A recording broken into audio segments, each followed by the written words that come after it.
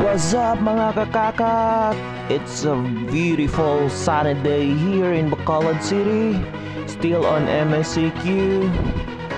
Welcome back again to my channel and please subscribe, Kakak Vlogs.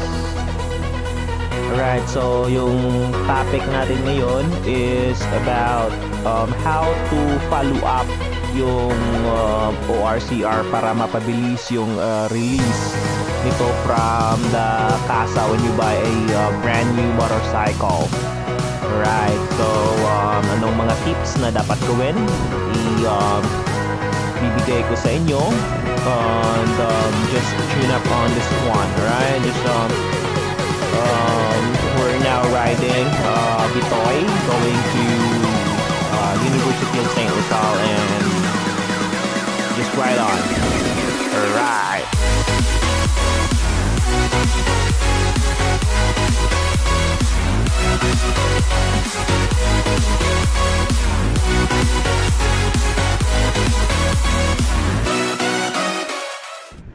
So mga kakakak, ano ba tong ORCR na tinatawag at gaano ba siya kaimportante?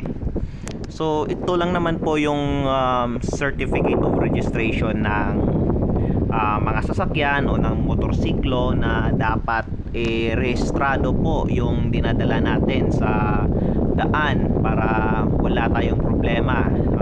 Isa sa pinaka-importanting dokumento po na dala-dala natin kapag tayo ay nagbabiyahe. So pag wala ka nito, mostly pag bago yung motor, bago yung sasakyan, there are times na aabot ng 3 weeks, 6 months, or 3 months, 6 months, or yung iba 1 year pa nga daw bago lumabas yung kanilang ORCR sa kasa. So napakahirap po pag gusto mo na talagang gamitin yung motor mo na ibiyahe, puntang trabaho, pang service, o pag nagde-delivery. So ang dami nating mga tropa dyan na wala pa ring ORCR, at mahirap po pag natsyempohan kayo ng LTO, HPG, or kahit na yung mga traffic enforcer sa mga checkpoints. At wag naman po sana pag nakadisgrasya, medyo lugi po tayo dyan pag wala tayong dala-dalang ORCR. So ganun po siya ka-importante mga kakaka.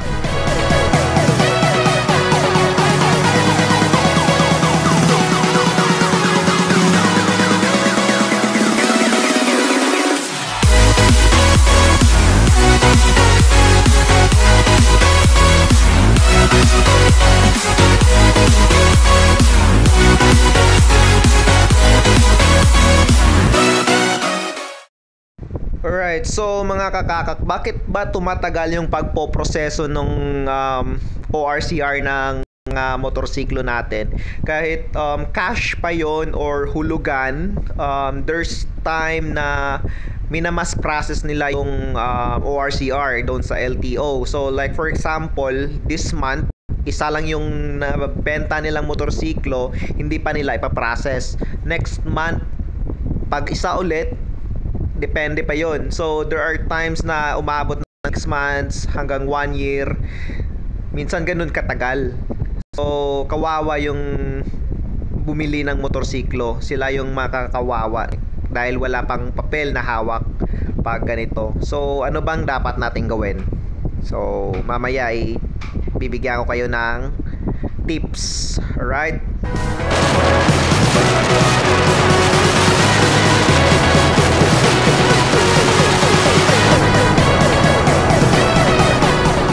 Alright, so mga kakakak, bago kayo kumuha ng motor, research muna kayo kung saan magandang kasa na kumuha. Tapos yung mabilis maglabas ng ORCR, siguro may mga tropa rin na makakapagbigay ng tips sa inyo if saan maganda kumuha. So yun yung first na gawin ninyo. Oops, merong checkpoint dito for random check ng mga traffic enforcer. Yun, alright, yun, pag wala kang ORCR or lisensya, dyan ka matitipok. sa mga ganyang random check-up. Haha, buti na lang sa kabilang daan. At kompleto naman tayo mga kakakak. So, no problem. No problem tayo dyan. So, another thing mga kakakak is kunin nyo yung pangalan ng sales agent na nag-process ng motor nyo.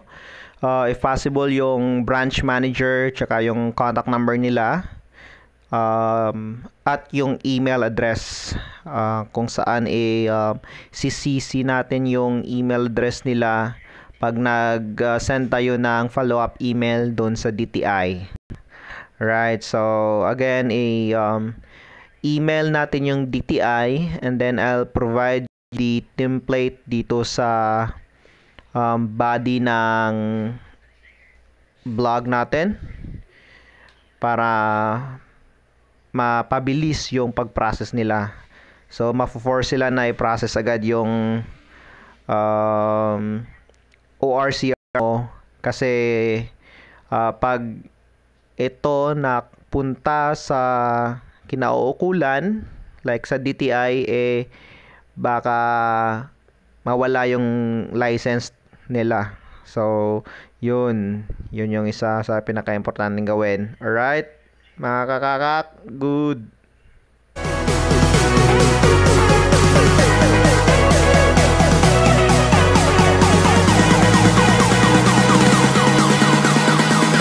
Alright, so ganun lang yun mga kakakak. Pag kumuha ng motor, make sure na mag-research muna ng kasa kung saan kukuha. Alright, so kung pag sinabi nilang yung ORCR mo ay release nila ng 3 months or 6 months, after pagkakuha ng motor, mag-email na agad sa email address na binigay ko para sa DTI, and then I'll provide the template. Kayo na lang bahala mag-edit. Alright, so maraming salamat again mga kakakak, and see you again to my next vlog. Alright, RS po mga kakakak.